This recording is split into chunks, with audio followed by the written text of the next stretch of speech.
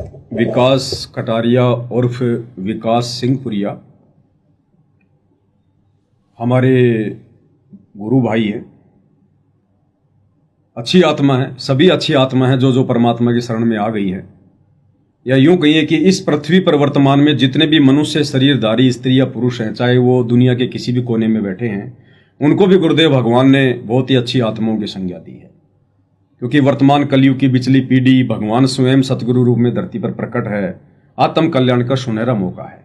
और ऐसे समय में यदि किसी आत्मा का मनुष्य रूप में जन्म है, स्त्री या पुरुष रूप में, तो वो आदरणीय और सम्माननीय गुरुदेव भगवान ने जो है वो बताई है अपने मंगलाचरण में कि गरीब नमो नमो सतपुरुष को नमस्कार गुरु की नहीं, सुर नर मुनि जन साधुआ संतों सर्वस दी नहीं। सही बात कि सभी आदरणीय हैं, सम्माननीय हैं, सबको मौका है वर्तमान में। लेकिन ये तो अलग बात है कि सकल पदार्थ है जग माही और भाग बिना नर पावत नाही। इस परमेश्वर को जानना, पहचानना, इसकी शरण में आकर भक्ति का लाभ उठाना, ये सबके भाग्य में नहीं होता है। तो विकास सिंहपुरिया जी अच्छी आत्मा है निसंदेह, और हमने तो वैसे भी किसी से द्वेष नहीं करना है। ये परमात्मा के विधान में भी नहीं है कि एक शत्रु एक मित्र है, भूल पड़ी रे प्राण, यम की नगरी जाएगा शब्द हमारा मान। हम चाहे कितने ही गुरुदेव के आशीर्वाद से ज्ञानी क्यों ना बन जाएं, महाध्यानी क्यों ना बन जाएं, कितनी हमारी भक्ति क्यों ना हो जाए, यदि हमने अपने भगत भाई बहनों को तो छोड़ो, जगत वालों को तो छोड़ो, यदि हमने जानवरों से भी राग द्वेष किया, तो इतनी भक्ति होने के बावजूद भी हम यहां से सतलोक नहीं जा सकते। तो हमारे मन में, हमारे दिल में सतलोक आश्रम से जुड़े भाई बहनों के प्रति या सतलोक आश्रम के जो मुख्य व्यक्ति हैं, किसी के प्रति कोई राग द्वेष नहीं है, ना आ सकता है। लेकिन जब बात आती है ज्ञान और अज्ञान की, तो फिर बोलना हमारा दायित्व बन जाता है ज्ञान आधार से। क्योंकि जिस पाखंड और अज्ञान को समाप्त करने के लिए पूज्य गुरुदेव भगवान सन 1994 से जो अकल्पनीय संघर्ष दिन रात कर रहे हैं, वर्तमान में भी 11 वर्षों से हिसार जेल में हैं। ऐसे में यदि उनके भगत होकर उनके मार्ग में कोई अज्ञान फैलाएगा, पाखंड फैलाएगा, तो फिर एक शिष्य का धर्म बनता है उसके ऊपर बोलना, टीका टिप्पणी करना। दूसरी बात, परमेश्वर जी अपनी एक वाणी में कहते हैं कि तत्व भेद एक न्यारा रे साधु भाई, तत्व भेद एक न्यारा। एक होता है तत्व ज्ञान जो गुरुदेव ने हम सबको दे दिया, एक होता तत्व भेद यानी उस तत्व ज्ञान का भी सार, निष्कर्ष। तो कहते हैं समझेगा कोई गुरु मुख प्यारा, तत्व भेद एक न्यारा रे साधु भाई, तत्व भेद एक न्यारा, और समझेगा कोई गुरु मुख प्यारा। यानी सभी भगत उस तत्व भेद तक नहीं पहुंच पाएंगे, नहीं समझ पाएंगे। सही हो, जो गुरु का प्यारा होगा, जिस पर गुरु का आशीर्वाद होगा, वही समझ सकता है और वही समझा सकता है। तो यहां पर जो ये तत्व भेद वाली बात है, इससे सतलोक आश्रम के जो ये गणमान्य व्यक्ति हैं, पदाधिकारी हैं, विकास सिंहपुरिया जी, ये अभी थोड़ा दूर है। तत्व ज्ञान तो हो गया, गुरुदेव के मुख से कथाएं सुनकर, सृष्टि रचना सुनकर, उनके सत्संग सुनकर, ये ज्ञान तो कोई भी भगत दे देगा। 2, 4, 5, 10 बार सृष्टि रचना सुनने से, उनके सत्संग सुनने से, कथाएं सुनने से ज्ञान तो याद हो ही जाता है। लेकिन उस ज्ञान का जो सार है, जो भेद है, वो सतगुरु की विशेष रजा के बिना निकाल पाना संभव नहीं है। तो विकास सिंहपुरिया जी ने जो 5-7 मिनट का वीडियो आज वायरल किया है, विशेषकर मुझ पवन दास को संबोधित करके, कि ये वीडियो मेरा जो है गुरुद्रोही पवन दास के लिए है, तो मैं भाई का हाथ जोड़कर धन्यवाद करूंगा कि कम से कम किसी व्यक्ति ने तो आज 10 साल बाद भक्तों वाली बात की है। आज से पहले तो अज्ञानियों वाली बातें हो रही थी, ज्ञान का जवाब ज्ञान से तो दिया ही नहीं जा रहा था, या तो गालियों से, या धमकियों से, या फिर मार पिटाई से। तो आज पहले व्यक्ति मुझे दिखाई दिए जिन्होंने ज्ञान का जवाब ज्ञान से देने का प्रयास किया है। हालांकि अभी ये परफेक्ट नहीं है, लेकिन इन्होंने अच्छी शुरुआत की है। कोई बात नहीं, परमात्मा फिर दया करेंगे, हमारे माध्यम से उसका विश्लेषण करवा देंगे। तो कम से कम इन्होंने शुरुआत तो की, अच्छी बात है। तो विकास सिंहपुरिया जी ने अपने 5-7 मिनट के वीडियो में विशेषकर एक ही चीज को आधार बनाया है, और वो है परशुराम को भगवान साबित करने की कुचेष्टा। और बार बार ये गुरुदेव भगवान का रेफरेंस दे रहे हैं। उनकी एक पवित्र पुस्तक है गीता तेरा ज्ञान अमृत। उस पुस्तक के पेज नंबर 5 का उन्होंने हवाला देते हुए कहा है कि देखो जी, संत रामपाल जी ने तो ब्रह्मा जी से पहले भगवान शब्द का प्रयोग किया है। अगर ब्रह्मा जी भगवान नहीं है तो संत रामपाल जी भगवान क्यों कह रहे हैं? कभी वो शंकर जी के लिए महादेव शब्द को महत्वता दे रहे हैं कि देखो जी, यहां पर तो आदरणीय गरीबदास जी ने अपनी वाणी में और शंकर जी को महादेव की संज्ञा दी है। हालांकि इस विषय पर शुरुआत में मैं आपको काफी कुछ बोल चुका हूं कि संत रामपाल जी ये इस प्रकार के शब्द इन देवी देवताओं के लिए भगवान महादेव क्यों यूज करते हैं, वो मैं आपको जानकारी पहले दे चुका हूं। तो इनके कहने का मतलब है कि संत रामपाल जी ने कह रखा है इनको भगवान, इनको देवात्मा कहा संत रामपाल जी ने परशुराम जी को। ये पवन दास कैसे मना कर रहा है? तो कजोड़ जी वही बात है, तत्व भेद एक न्यारा रे साधु भाई, तत्व भेद एक न्यारा, और समझेगा कोई गुरुमुख प्यारा। तो एक छोटा सा सत्संग मैं आपको पूज्य गुरुदेव जी का सुनाऊंगा। जिस प्रकार से विकास सिंह पुरिया जी कह रहे हैं कि गुरु जी कह रहे हैं, गुरु जी कह रहे हैं।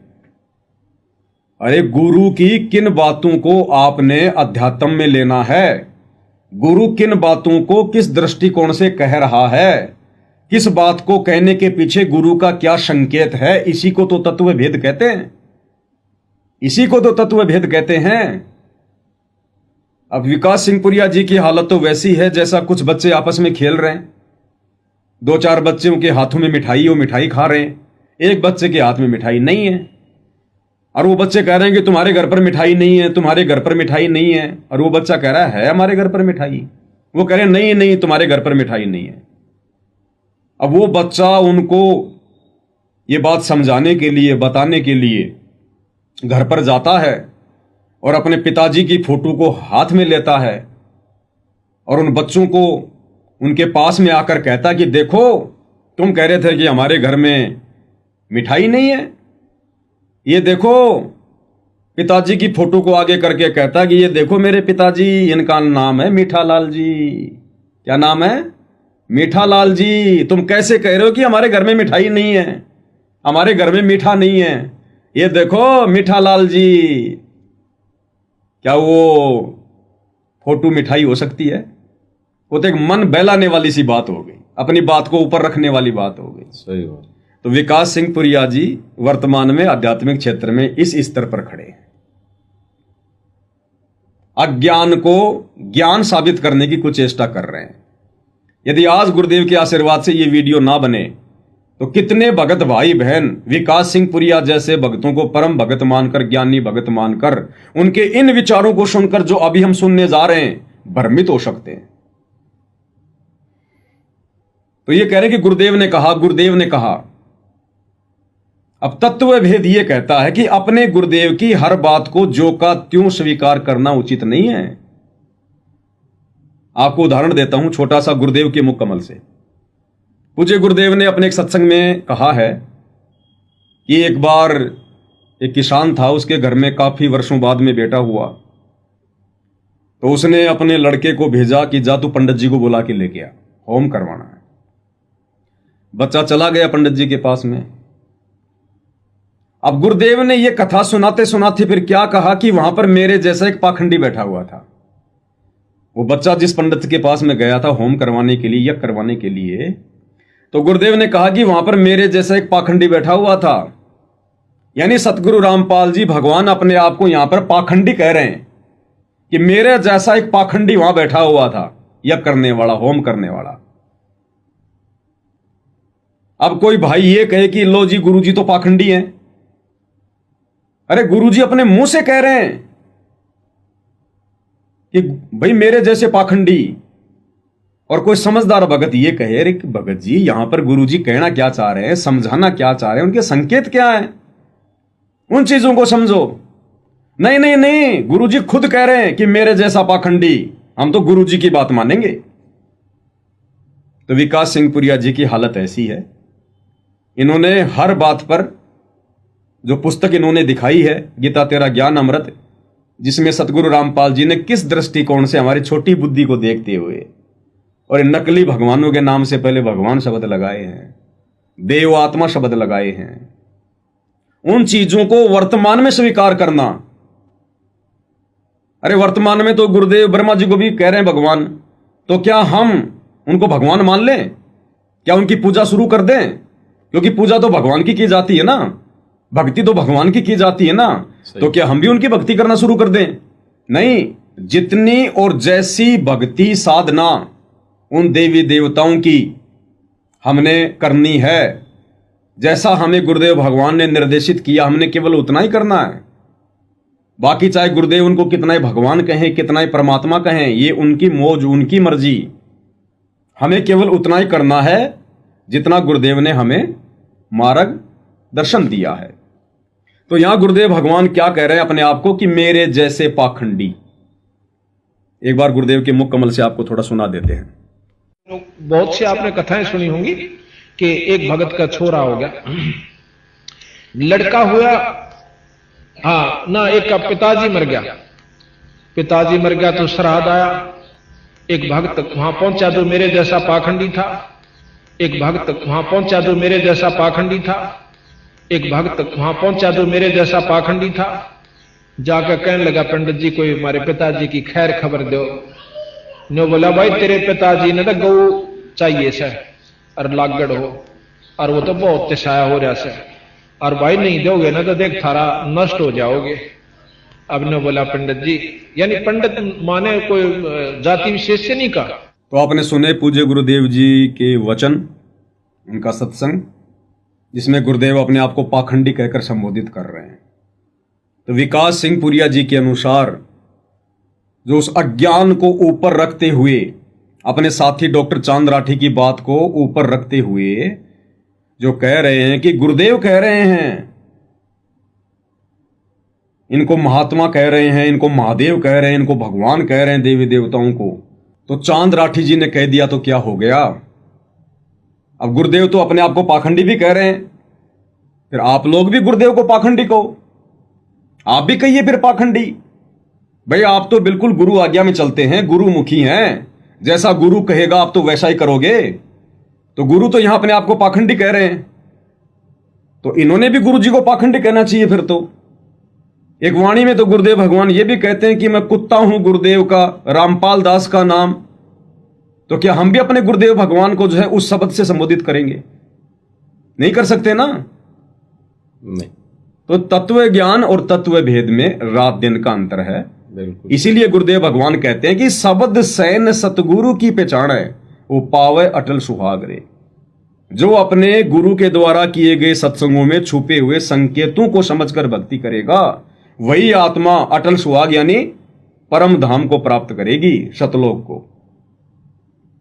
तो अब हम आगे विकास सिंह पुरिया जी के उस 5-7 मिनट के वीडियो को लेते हैं और पूज्य गुरुदेव भगवान के आशीर्वाद से हम कोशिश करेंगे कि भगत समाज को एक बहुत ही अच्छी शिक्षा मिले आज के इस वीडियो से अब आगे, क्योंकि ये ज्ञान और अज्ञान की लड़ाई है, ये कोई लात घूसों की लड़ाई नहीं है। अगर कोई अपनी तरफ से इस लड़ाई को लात घूसों की, मुकदमेबाजी की बनाना चाहे तो ये उसका अपना बुद्धि विवेक है। बाकी हम सत्सेवक भाई बहनों की तरफ से तो ये ज्ञान और अज्ञान की ही लड़ाई रहेगी। हम इसको प्यार प्रेम से, विनम्रता पूर्वक, ज्ञान आधार से, और गुरुदेव ने हमें जो ये तत्व ज्ञान रूपी जो वज्रबाण दे दिए हैं, वज्रबाण की बोमू बाड़ी सतगुरु संत जीत है राड़ी। जो सतगुरु के भगत होंगे वो इस झगड़े को, ज्ञान और अज्ञान वाले को, उनके इस तत्व ज्ञान के आधार से ही वो जीतेंगे। तो भगत समाज को गुरुदेव के आशीर्वाद से एक बहुत अच्छी शिक्षा मिलेगी।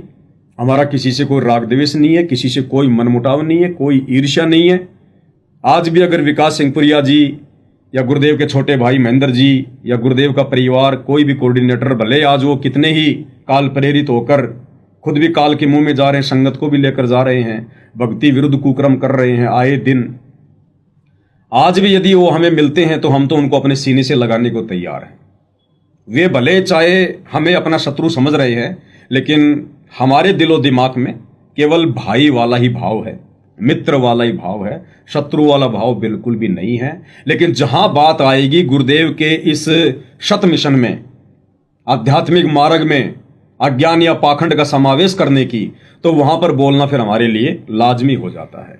तो विकास सिंह पुरिया जी के इस वीडियो पर अब गुरुदेव भगवान के आशीर्वाद से दास थोड़ा सा विश्लेषण करेगा। अगर आपको लगे बीच में कि कहीं दास ज्ञान विरुद्ध बोल रहा है तो आप जी स्वतंत्र हैं, मुझे वहीं पर आप जी जो है वो टोक सकते हैं। तो भाई और बहनों, आपको विकास सिंह पुरिया जी का ये वीडियो सुनाते हैं, साथ में गुरुदेव के आशीर्वाद से विश्लेषण भी करेंगे। सतगुरुदेव जी की जय, बंदी छोड़ सतगुरु रामपाल जी महाराज जी की जय।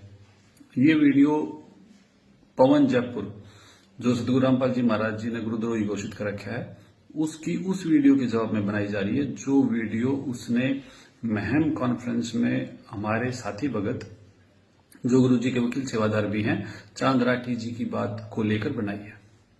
अब वहां चांद राठी जी ने बहुत ही अच्छे तरीके से पवन गुरुद्रोही की उन सभी एफआईआर, उन सभी शिकायतों, वो जेल में गया, उन सब बातों को बहुत अच्छे से दिखाया था। उन सब बातों पे उन्होंने वो सारी डॉक्यूमेंट भी दिखाए थे। अब सतगुरुदेव जी ने पवन के खिलाफ शिकायत लिखी और उस शिकायत पर कार्रवाई हुई और उन सब के चलते वो सारी समस्याएं, वो सारी चीजें जेल वगैरह की हुई। अब इतनी समस्याएं पवन गुरुद्रोही सतगुरुदेव जी के लिए पैदा कर रहा है कि शायद, जितनी मेरी याददाश्त है, कि सतगुरुदेव जी ने कभी किसी की एफआईआर या कभी इस प्रकार की शिकायत किसी के लिए शायद ना दी हो। अगर दी भी हो तो मैं माफी चाहूंगा, लेकिन मेरी जानकारी में ऐसा कभी नहीं हुआ। और वो सब चीजें पवन गुरुद्रोही के लिए सतगुरुदेव जी को बार बार करनी पड़ती हैं, क्योंकि वो बहुत ज्यादा परेशान करता है। पवन इस बात की तो स्पष्टीकरण कभी नहीं देगा कि सतगुरुदेव जी ने स्वयं उनके खिलाफ शिकायत दर्ज करवा के एफआईआर क्यों करवाई, उसकी जेल क्यों करवाई, इसका तो जवाब उसके पास है नहीं। लेकिन सतगुरुदेव जी का शिष्य बनने की एक्टिंग करके वो जनता में बहुत ही वैमनस्य और बहुत द्वेष पैदा करने की कोशिश कर रहा है। तो कजोड़ जी, विकास सिंह पुरिया जी अपने इस वीडियो की शुरुआत में कह रहे हैं, सबसे पहले तो इन्होंने कहा कि ये जो पवन गुरुद्रोही है, ये सतगुरुदेव जी के लिए बहुत ज्यादा समस्याएं पैदा कर रहा है। अब आप मुझे ये बताइए, सतगुरुदेव जी के लिए समस्या पैदा भक्ति मार्ग में कहां होती है? जब कोई भगत सतगुरु की मर्यादाओं को तोड़कर, उनके वचन का उल्लंघन करके और इस भक्ति मार्ग पर चल रहा हो और अन्य भगत भाई बहनों को भी मर्यादा तोड़ने की प्रेरणा कर रहा हो, या कुछ ऐसे कर्म करवाकर उनकी भी मर्यादाएं वो तोड़वा रहा हो। तो कजोड़ जी, सतलोक आश्रम मैनेजमेंट हरियाणा ने धनाना गांव में 1 करोड़ रुपए की लागत से, जो कि संगत के दान धर्म से तैयार हुआ है, एक बैडमिंटन का स्टेडियम बनवाया। जबकि सतगुरु रामपाल जी की मर्यादाओं में, उनके नियमों में, एक भगत के लिए मोबाइल में भी वीडियो गेम खेलना मना है, क्योंकि ऐसा करने से हमारा समय बर्बाद होता, हमारे श्वासें बर्बाद होती है। हम भगत हैं, साधु सोई जो सीधा चाल है। गुरुदेव ने बिल्कुल मना किया है। उसके बावजूद गुरुदेव के परिवार ने विकास सिंह पुरिया जैसे लोगों के सहयोग से, संगत के दान धर्म से 1 करोड़ रुपए की लागत से जो बैडमिंटन का स्टेडियम बनाया है। आपको नहीं लगता कि सतगुरुदेव जी के मार्ग में उनके लिए सबसे बड़ी बाधा यह है? बिल्कुल सही कह रहे हो कि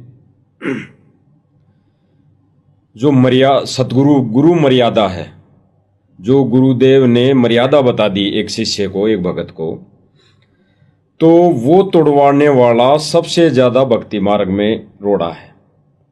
और गुरुजी ने साफ साफ कहा भी है कि भगत ने कोई खेल नहीं खेलना, कोई गेम नहीं खेलना, खेल देखना भी नहीं है, फिल्म नहीं देखनी, ना कुछ करना। तो जो आपने कहा वो बिल्कुल सत्य है कि जो बैडमिंटन स्टेडियम बनाया गया है वो बिल्कुल सतगुरुदेव जी के ज्ञान के विरुद्ध है, और सबसे बड़ी मर्यादा तोड़वाने का उसमें अहम रोल है उस स्टेडियम का।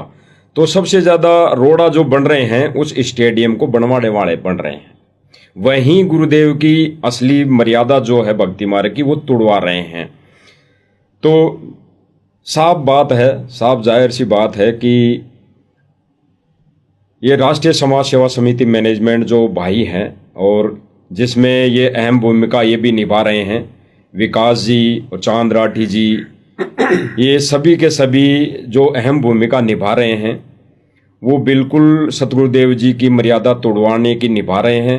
और इसके आधार से भाई जो गुरु मर्यादा तोड़वाए वो सबसे पहले गुरुद्रोही होता है इस मार्ग में। बिल्कुल, तो बिल्कुल आपकी बात सही है, इसमें कोई मैनमिक नहीं है। दूसरी बात, सतगुरु रामपाल जी का राजनीति से 36 का आंकड़ा है। बिल्कुल, ना उन्होंने कभी एक गंदी और घटिया राजनीति की, ना कभी अपने भक्तों को राजनीति करने की या राजनीति में जाने की या राजनेताओं का सपोर्ट करने की कभी उन्होंने सलाह नहीं दी। 2014 में बरवाला कांड हुआ, 2019 में सतलोक आश्रम मैनेजमेंट हरियाणा ने पूरे भारत में एक ये अभियान चलाया कि हमने कांग्रेस का सपोर्ट करना है, कांग्रेस को वोट डालना है और हमने बीजेपी को जड़ से उखाड़ कर फेंकना है। पूरी संगत को इन्होंने गुरुदेव का आदेश बताकर पीले पर्चे निकालकर ऑडियो वाडियो जैसे भी अपनी वायरल की। इन्होंने संगत की खूब मर्यादा तोड़वाई, समय का दुरुपयोग करवाया, धन का दुरुपयोग करवाया। बदकिस्मती से बीजेपी जीत गई। अगर गुरु का यह आदेश था तो फिर कांग्रेस क्यों नहीं जीती? जैसा कि आश्रम वाले संगत को बता रहे थे, तो शास्त्र कहते हैं कि संत वचन पलटे नहीं चाहे पलट जाए ब्रह्मांड, और साधु बोले सहज स्वभाव, साधु का बोलिया मिथ्या न जाए, और सतगुरु जो चावे सो कर दे, भरम पड़ो मत कोई, सेऊ दड़ पर शीश चढ़ाया पाछे खरी रसोई। अगर ये सतगुरु का वचन था तो सतगुरु का वचन फैल कैसे हो गया? फिर 2024 में इन्होंने कांग्रेस को छोड़ दिया, फिर बीजेपी सरकार के समर्थन में आ गए, बीजेपी को वोट डलवाने की संगत को बोलने लगे, बीजेपी का समर्थन करवाया, बड़े बड़े नेताओं की रैलियों में संगत को भेजा। जैसे भोपाल में और सोनीपत के गोहाना में जब नरेंद्र मोदी की रैली थी तो गुरु का आदेश बताकर इन्होंने सैकड़ों बसों में भक्तों को बैठाकर और मोदी जी की रैली में भेजा। क्या सतगुरु के ज्ञान, विधान और मर्यादाओं के विरुद्ध ये गंदी राजनीति करना, संगत से करवाना, क्या ये सतगुरु को दुखी करना नहीं है? बिल्कुल सही बात है। और सत्य है कि सबसे ज्यादा जो मर्यादा टूटती है वो गुरुदेव ने बताया कि गुरुदेव भगवान एक सत्संग में भी बताते हैं, एक विशेष संदेश में भी बताया, अभी जो विशेष संदेश आए थे उनमें भी बताया कि राजनीति की प्रार्थना लगाने वाला भगत नहीं है। फिर गुरुदेव भगवान कहते हैं कि जा तू पहले राजनीति कर ले, फिर बाद में भक्ति कर लेना। ये विचार करो, ये है वो तत्व ज्ञान जो सार निकाल कर दे दे आपको। कोई तो कहता है मैं एमएलए बन जाऊं, आशीर्वाद दियो, हम उसको भगत ही नहीं मानते, उसको कहते तू जा राजनीति कर ले, फिर देख लिए जब तेरे विराजमाटी हो लिया तब आ जाएगी। तो हमारा नियम हमारे भगवान का बताया है, जितने भी नियम आपको दिए। तो गुरुदेव भगवान तो आदेश दे ही नहीं सकते राजनीति करने का अपने शिष्य, किसी भी शिष्य को। तो बिल्कुल सत्य बात है कि मैनेजमेंट में जो भाई हैं, सेवादार हैं, इनको तो गुरुदेव भगवान दे ही नहीं सकते आदेश। तो ये राजनीति करवाने वाले जो भी भाई हैं, सेवादार हैं, ये जो मैनेजमेंट बना हुआ है, जैसे बड़े बड़े जो भगत हैं जिसमें अहम भूमिका ये भी निभा रहे हैं सिंहपुरिया जी, तो ये जो राजनीति करवाने वाले यानी गुरु मर्यादा तोड़वाने वाले इस भक्ति मार्ग में मर्यादा तोड़वाने वाले गुरुद्रोही की श्रेणी में आते हैं। ये गुरु के ज्ञान का जो ज्ञान आधार कहता है, गुरुदेव का विधान कहता है। भाई जो गुरु के वचन को तोड़े वो गुरुद्रोही। और सबसे बड़ा यही बात है कि जो मर्यादा तोड़वाई, और मर्यादा गुरुदेव भगवान ने साहब कह दी, भाई राजनीति नहीं करनी भगत ने, तो फिर राजनीति कौन करवा रहा है? बिल्कुल। अब जो राजनीति करवा रहा है गुरु जी का आदेश बताकर, यानी संगत में आदेश पारित कौन कर रहा है? मैनेजमेंट। जितने भी मैनेजमेंट के कार्यकर्ता हैं, सेवादार हैं, वो संगत में आदेश पारित कर रहे हैं। तो सबसे बड़ा गुरुद्रोही कौन होता है? जो संगत में गुरु जी के आदेशों के आड़ में संगत की मर्यादा तोड़वाई। बिल्कुल, वो सबसे बड़ा गुरुद्रोही। गुरुद्रोही इसलिए हैं कि कितने जीवों को, कितनी आत्माओं को वो गुरु जी के विधान, गुरु जी की मर्यादाओं से और गुरु से वो दूर कर रहे हैं, मोक्ष मार्ग से दूर कर रहे हैं, मोक्ष मार्ग से दूर करें, उनके मनुष्य जन्म के साथ में खिलवाड़ कर रहे हैं। तो वो सबसे बड़े गुरुद्रोही हैं ज्ञान आधार से। इसके बाद हरियाणा के सोनीपत के गोहाना में जाट समाज अपनी धर्मशाला बना रहा था। 4 फ्लोर उन्होंने बना लिए थे। 5वां फ्लोर जो लगभग 1 करोड़ रुपए से बनना था, जबरदस्ती सतलोक आश्रम वालों ने ठेका ले लिया। गुरुदेव के दोनों बेटों ने ठेका ले लिया कि साहब हम बनाएंगे आपकी धर्मशाला, और वो सारा का सारा पैसा भगत समाज का ज्योति पाठ और दान का। बिल्कुल। और गुरुदेव अपने सत्संग में कहते हैं कि बच्चों, हमने पैसा वहीं लगाना है जहां हमारी भक्ति बने। अब बताइए, जाटों की धर्मशाला बनाने से भक्तों की भक्ति कैसे बनेगी? अब वो जाट भाई क्या करेंगे वहां पर धर्मशाला में? वो भगत तो है नहीं, जगत वाले हैं। वो राजनीतिक मीटिंग भी करेंगे, अपने बच्चों के जन्मदिन भी मनाएंगे, और पारंपरिक तौर पर जैसी शादियां होती हैं वो अपनी शादियां भी करेंगे। बाकी समय बैठकर अपना हॉल में हुक्का पिएंगे। तो बताइए, भगत समाज के दान धर्म के पैसे का दुरुपयोग हुआ कि नहीं हुआ? और दुरुपयोग हुआ तो फिर उसी अनुपात में फिर सजा का पात्र कौन होगा? दान धर्म देने वाला और उस दान का दुरुपयोग करने वाले, दोनों के दोनों।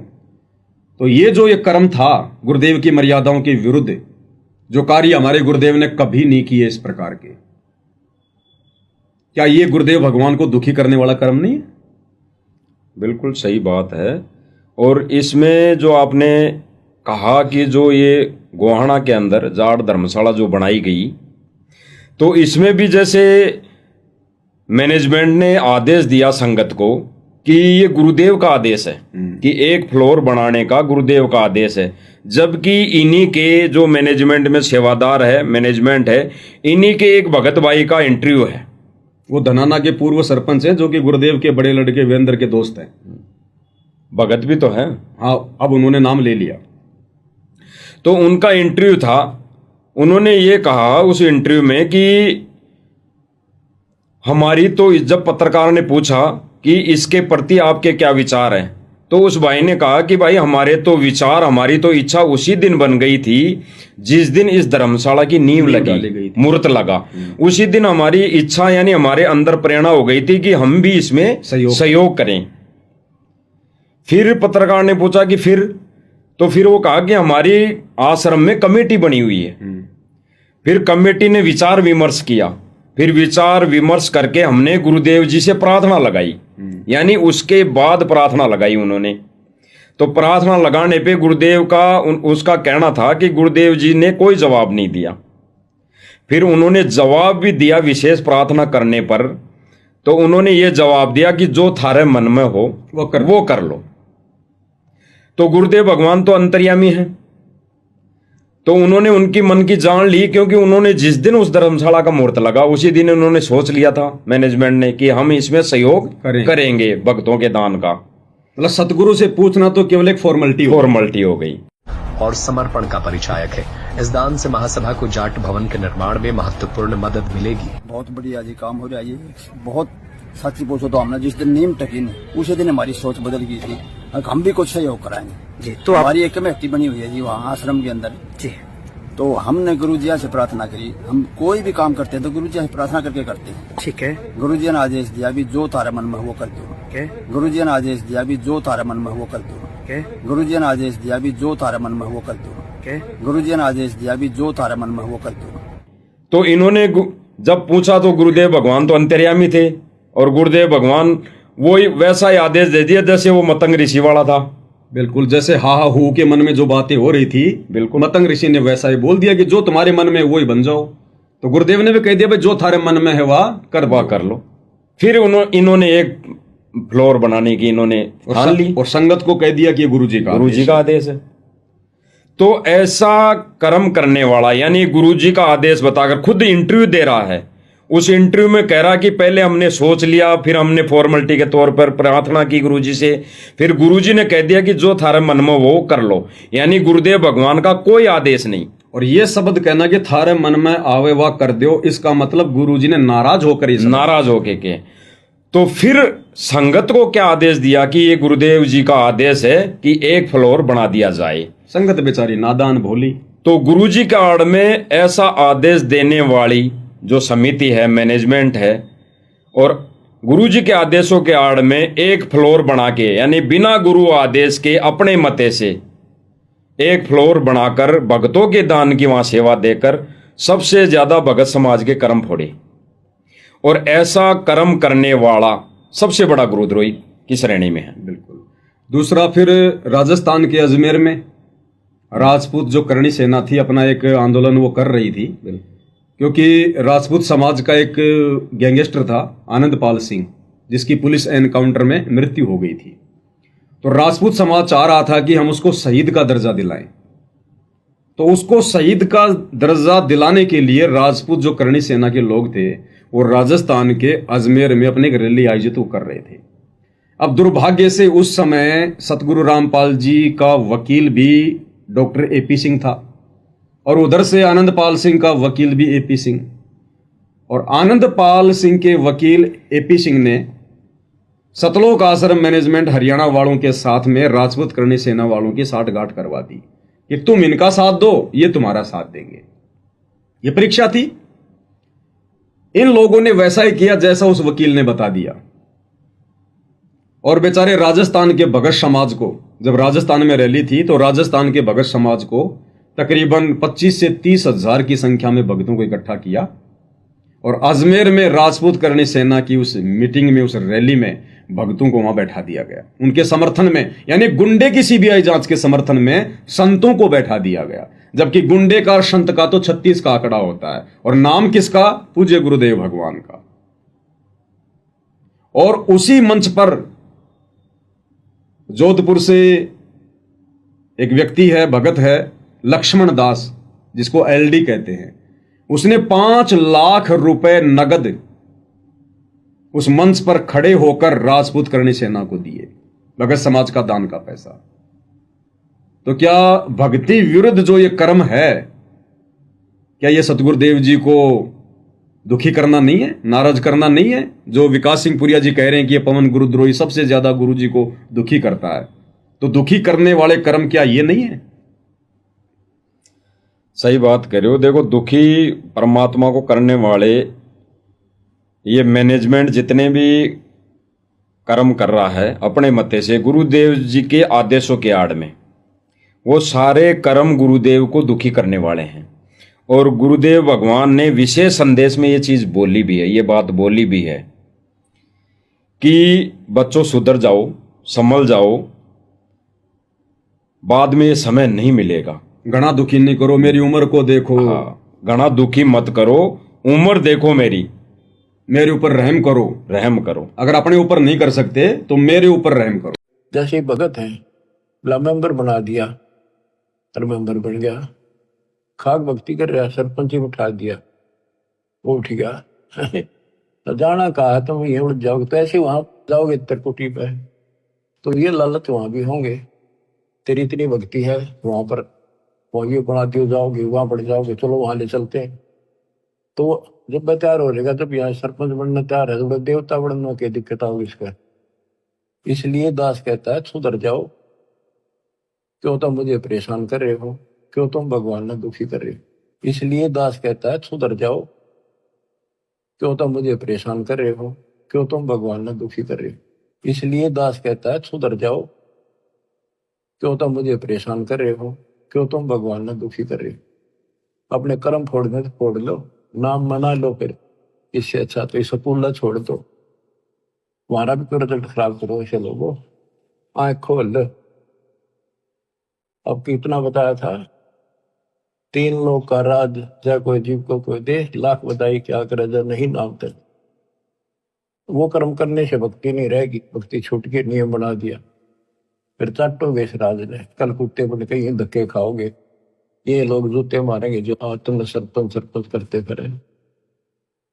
अपनी भक्ति करो, ये काम करनी, काल के लोग बहुत हैं, वो आप करे जाएंगे। तो ये बातें गुरुदेव भगवान किसको बोल रहे हैं? ये मैनेजमेंट को ही तो बोल रहे हैं। संकेतों में समझाने के लिए, जहां तक उस विशेष संदेश का विश्लेषण जो होता है ये इन्हीं के ऊपर है वो। क्योंकि उस समय ये सत्संग सुनने नामदान सेंटरों पर आश्रम वाले ही जाया करते थे, आश्रम वाले जाया करते थे, और है भी इनके लिए। बिल्कुल, क्योंकि कुछ बातें इनके प्रार्थना पे अगर सत्सेवकों के लिए बोली भी गई तो इनकी प्रार्थना पे बोली गई है। बिल्कुल, बिल्कुल। बाकी तो गुरुदेव भगवान ने हर चीज जो बोली है वो इनके लिए बोली है, और अभी भी इनके लिए बोल रहे हैं। तो सबसे बड़ा रोड़ा तो हमारे ये जो मैनेजमेंट वाले भाई बहन हैं, जो गुरुजी के आदेशों के आड़ में गुरुजी के आदेश बताकर संगत के कर्म फुड़वा रहे हैं, मर्यादा तोड़वा रहे हैं। तो सबसे बड़ा रोड़ा यानी गुरुदेव भगवान को दुखी ये कर रहे हैं, और नाम लेते